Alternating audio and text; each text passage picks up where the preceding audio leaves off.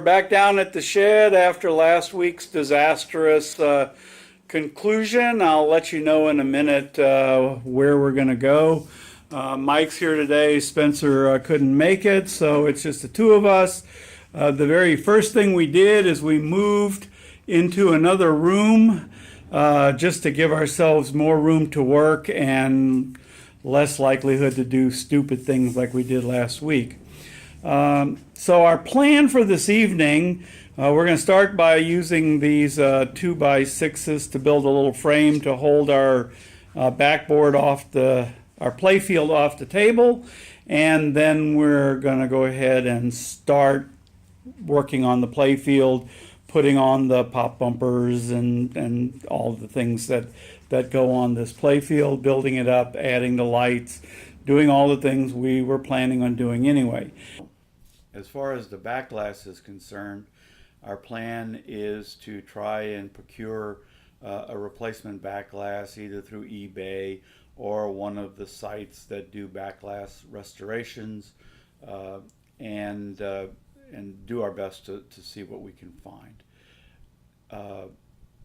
But we figured that in case we fail with that, it would be prudent to go ahead and document in as high a resolution as possible the existing back glass. So to that end, we're going to collect all the pieces. I'm going to photograph each of them, and I'll use Photoshop to try and put them back together into one large piece so that we have something to fall back on in case we can't find a back glass to purchase. Not sure exactly what we're going to do with those photographs yet, but at least we will have the source imagery if we need it. So we'll keep going with that.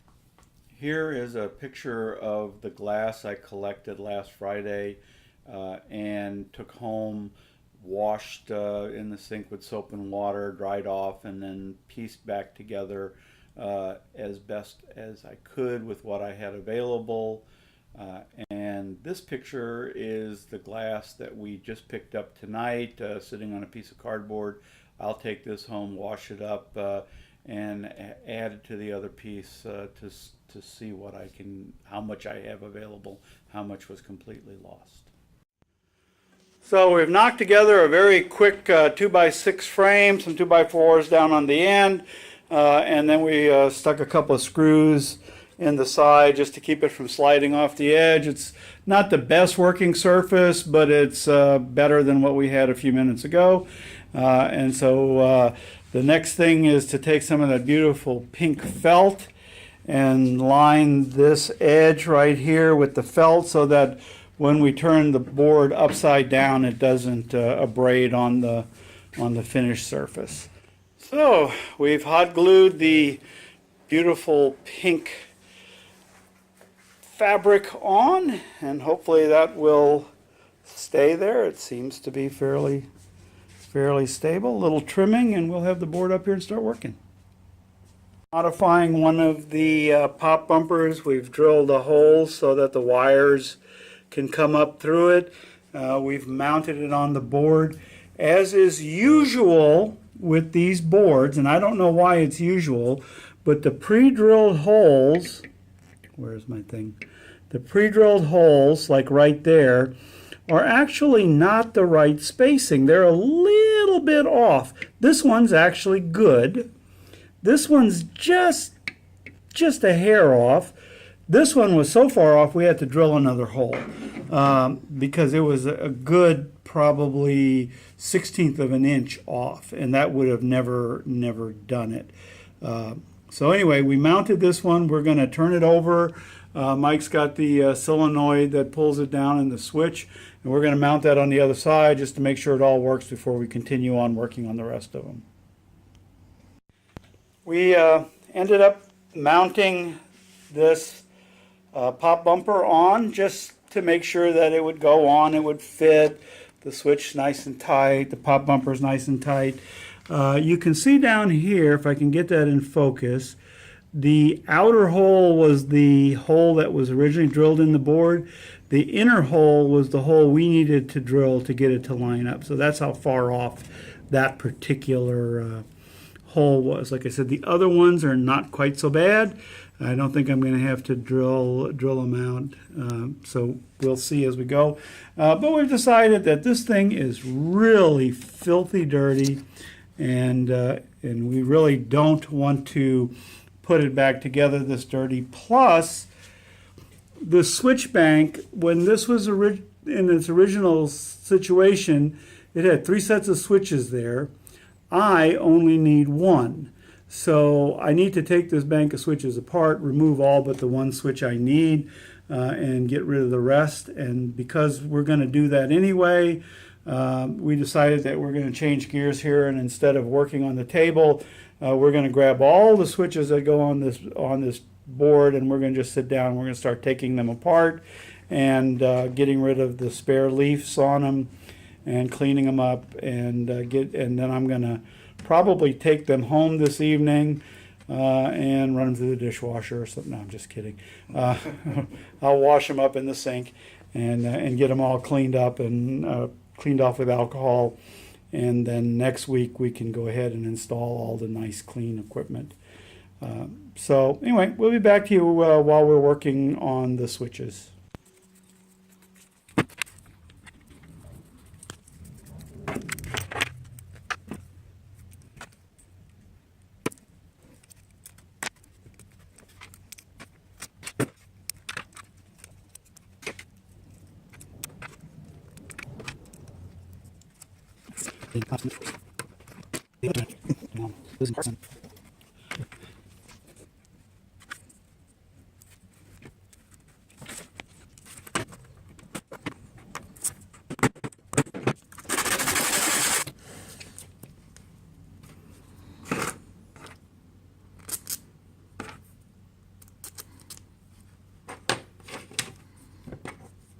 I'm sanding that off just to make up the difference in that little bit of space that was lost when we took the switch wafers out.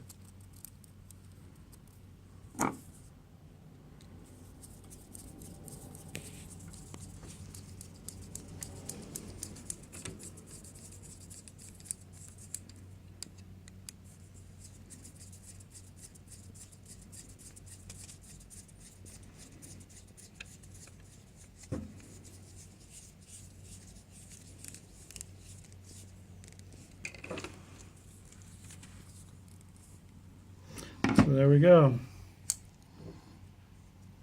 It'll need to be adjusted, but when a ball hits it, it'll close that switch. That'll signal the computer to do whatever it needs to do. Fire the solenoid to pull the anvil down.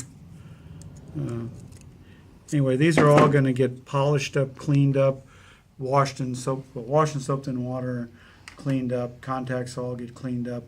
I'll desolder all the wires off of this so they're ready to go in clean and get rewired. And so that's the 3 pop bumpers done. And so if you look at the rest of the switches we have here, some of them only have a single contact on them, and so those really are done. We don't need to do anything more here tonight. I'll just take them home and desolder them. But for any switch like this that's a multi-contact switch, I only need 1 switch in my new configuration. So I'll be removing the extra leaves on all of these. So anyway, that's it. We're not going to film all of that. We'll just get to it. And just like that, a week has gone by and we're back down at the shed. We didn't really have all that much content last week, so I didn't worry about posting it last week. I'll combine the 2 together and they'll be all in this video. Of course, you've already watched half of that, so you know what's going on. But we took all the parts. I took them home, cleaned them all up. I'll give you a quick peek in the box here. All the wires that I don't need have been removed. All the terminals have been cleaned up. Mike ordered some new white plastic pieces for the pop bumpers, and those came in.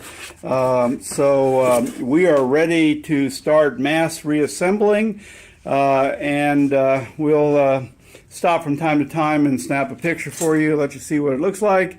But it's pretty much going to be just screw down all the terminals and all of the pop bumpers, slingshots, and things like that, and a dozen, 100 switches, and get it ready to go.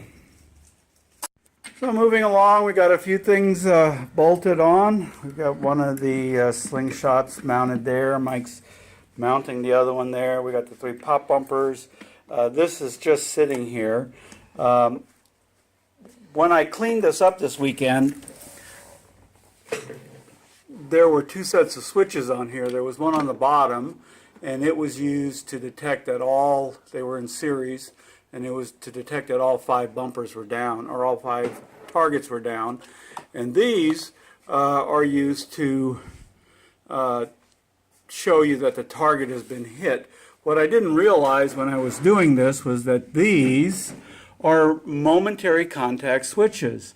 And I can't show it with it sitting on here, but this little piece of angled metal is such that as the pop bumper goes down, the switch makes for a second, a millisecond or 2 actually, and then it unmakes again. And I don't like that, so I'm going to take these switches off and I'm going to reinstall the other ones, but I did not bring them with me today. So that's something that'll have to wait till next week. And work continues. We've got a lot of the switches installed now. That's bolted down now. Those are all there with their switches. We're doing the rollovers right now. So continuing on. Just putting on the pop bumpers, and it turns out that this little, yeah, thank you. This little piece right here is just a little too big to go in the holes. So we're taking a Dremel tool and filing it out a little bit so that it fits. And it just takes a little bit to get it out of there.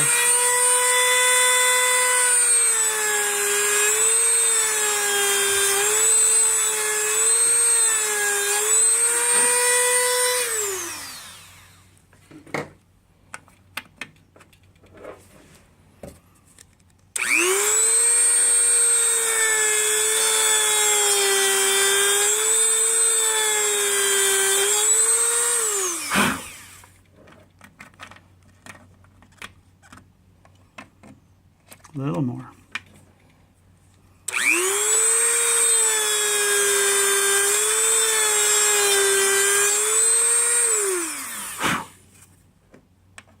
And there we go. Like a champ. So we're quitting for the night.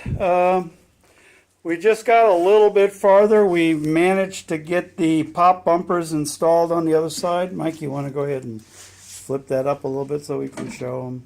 We got the flippers installed, and we got the pop bumpers installed with the new plastics, and everything is going really good. We had a little issue with the stars sticking, and so we're going to need to get something to clean those out. So we haven't mounted the switches yet for those rollovers, but that's the only thing left to mount there. And we have one more solenoid to mount under. It mounts on the other side of the board, but it's the kicker that kicks the ball out. Is that it? Do we have anything else to install? I think that's it. Just that And then wiring we'll run the lights and we'll be done with this. So keep tuned.